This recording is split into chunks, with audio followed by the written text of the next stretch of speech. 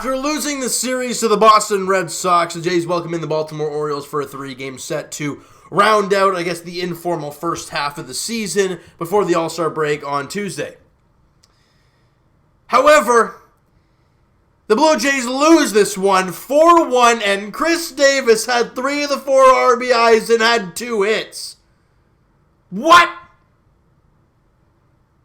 Chris Davis has a solo shot and then a 2-run single in the 9th. The difference is in the ball game, 3 runs. He had 3 RBIs.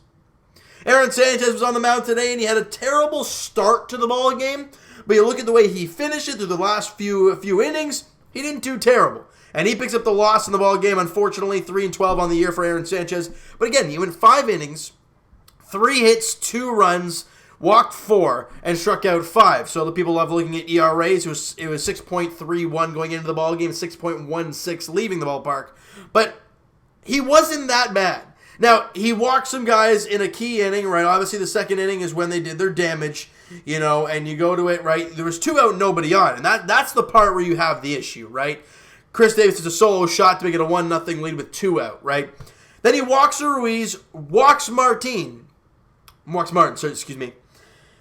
then gives up a single to VR, scoring that second run. So that walk comes around to score. That's the problem we have. The solo shot to Chris Davis, whatever, you can get that 1 run back, that's fine. But it's when those 2 walks, at least one of them came around to score, making it a 2-0 game, and the Blue Jays offense was nowhere to be found. After the Jays doing a really good job offensively over the last little while, you think facing the Orioles, they'd be able to continue well on the offense. No, not so much. They get 1 run on 4 hits, a solo shot from Brandon Drury, and that is it. That's it.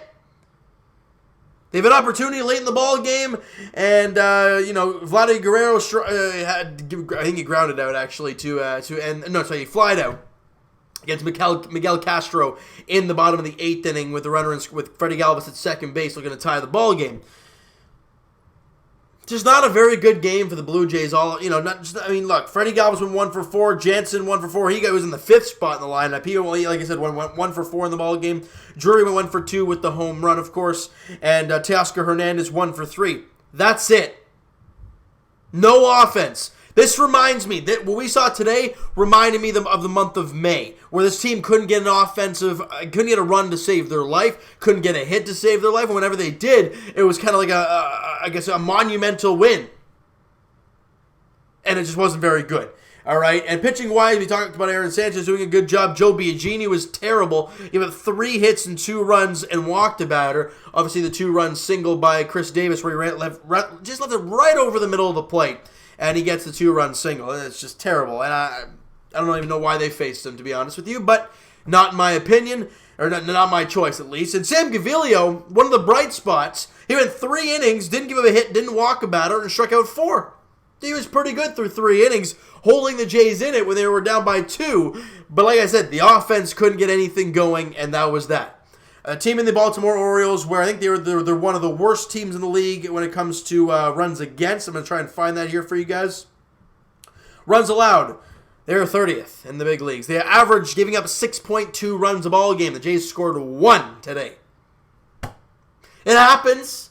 It's tough, but it happens. So now you look forward to the next game, because what are you really going to look at when it comes to this ball game by the Jays? There's not many positives to take from. All right, Game 2 of the series, guys, goes tomorrow afternoon, 3:07 first pitch at Rogers Center. Andrew Cashner, Clayton Richard is the starting pitching matchup there at Rogers Center as the Jays look to even up the 3-game set at 1 game apiece and look to get back into the win column. They've struggled a little bit lately. They've lost the last couple of games in a row, but 33-56 for the Blue Jays, still not very good on the year. But again, Andrew Cashner, Clayton Richard. Clayton Richard did great things in his last start. I think he had 1 rough inning where he gave up two or 3 runs, but that was about it. He did a good job the rest of the way, and he looks to continue to grow as he has over the last little while for the Blue Jays. And bottom line, look to get a win.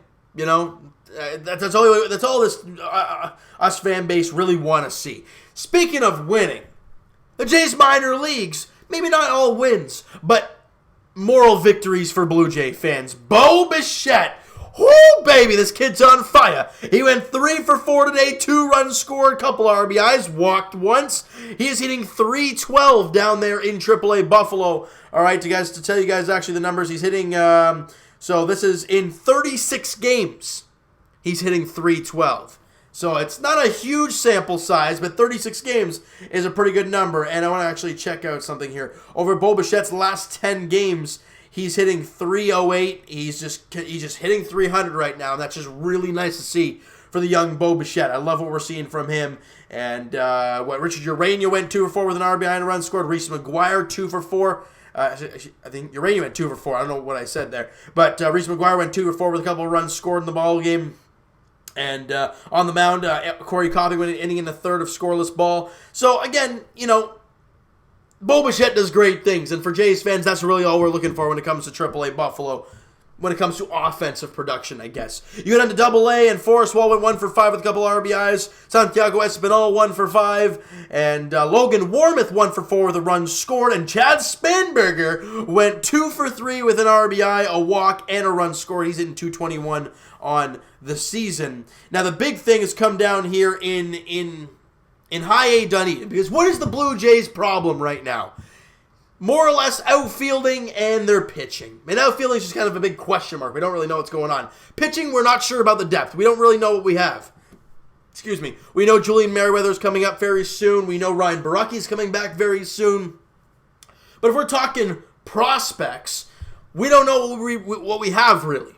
And you go down to Dunedin, and my boy, the guy that I talked about last year with you guys, down in Lansing he was, now he's in Dunedin, Maximo Castillo, went 5 2/3, 2 hits, no runs, walked 1, and struck out 7, dropping his ERA to 3.28. By the way, the kid is 20 or 21, in that range somewhere, in Dunedin, ripping it apart. Good things down there for Maximo Castillo and the Blue Jays. Let's go to their offense real quick, though. Vicuña went 1 for 4. Cal Stevenson 1 for 4 with a run scored. Demi Orlamoye 1 for 4 with a run scored and 2 RBIs. Casey Clemens 2 for 3 with a walk. He's only hitting .203 on the year, however. Nick Podkul 1 for 4 and Samad Taylor 1 for 3 with a walk and a run scored.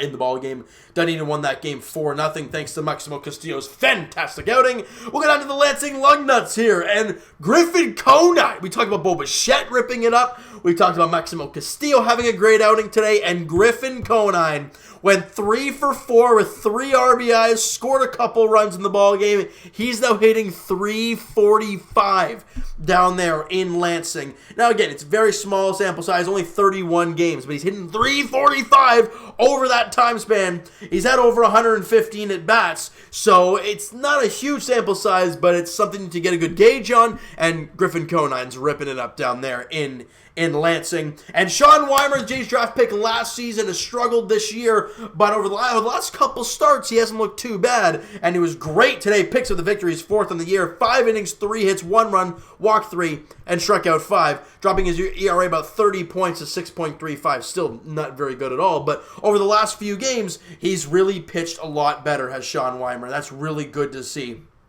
All right, so guys, that's it for the minor leagues. And guys, we already talked about tomorrow's starters in Cashner and Clayton Richard. And then in the finale, it's Gabriel Inoa. And put it in perspective, the guy's 0-6 with a 6.22 ERA.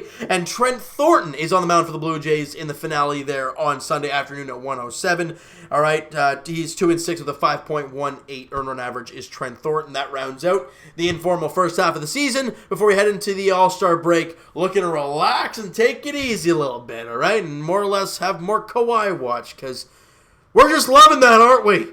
Just stressing me out even more. Same with Mitch Marner and the whole offer sheet mumbo-jumbo. But that's sports for you guys, all right? So you know what? That is going to do it for this one. You guys, if you guys enjoyed the video and you guys enjoyed the minor leaguers that we talked about today and not the ball game because it kind of sucked, smack that like button to appreciate that. Hit the subscribe button if you guys have not already. Comment down below your thoughts on the game for the Blue Jays. Your thoughts on the minor leaguers that I talked about and all about this team. I want to hear your guys' thoughts about this team in general. And check out my man Mo Buckets on Twitter, guys. Blue Jays Wave on Instagram. He posts awesome content whenever there's a highlight for the Blue Jays, and there hasn't been a lot, but there wasn't a lot today at all, unless he posted the Drury home run, which was a possibility. But if you guys have not checked out his Instagram page, please do so. Blue Jays Wave on Instagram, guys. Twitter is down below. Follow up, send me a DM. Do all that great stuff, and I will talk to you guys. Raptors edition, heck, at some point. Kawhi Leonard edition. No matter what team he goes to at this point, I got to do a video, and I'm going flipping bonkers as just about every single fan out there is. Because we hear, oh, there might be a deal done today. We hear about a plane going out there and coming back, and we're like, oh my God, he's bringing his family here. Then we see, oh, the Raptors have a meeting set up, and that meeting ends up getting a WNBA team in Toronto. At least that's what the discussion is. And then the whole Kawhi Leonard thing, there is no decision yet. All that for nothing. And the whole Mitch Marner thing we heard earlier today about possibly the Islanders and Montreal Canadiens maybe going after an offer sheet for Mitch Marner. What the heck? We're so all over the place when it comes to two guys in Toronto sports, Mitch Marner and Kawhi Leonard. But I'm so hoping that when the All-Star break kicks in for the Jays and I can relax a little bit and focus on those two, then they can get it done and we can all relax. That's the hope and pray. Will it all happen? We're going to have to wait and see. As for the Blue Jays themselves, we'll talk to you guys tomorrow. It'll be tomorrow in the evening. I'm going to give you guys a heads up right now. I got a baseball tournament tomorrow all day long, so it's going to be a long, long day. But as for the Blue Jays, 3:07 first pitcher, Ryder Center, Andrew Kashner, Clayton Richard are the starting pitchers there tomorrow afternoon. Thank you so much for listening and watching. Hope you guys enjoyed this video. Talk to you guys then.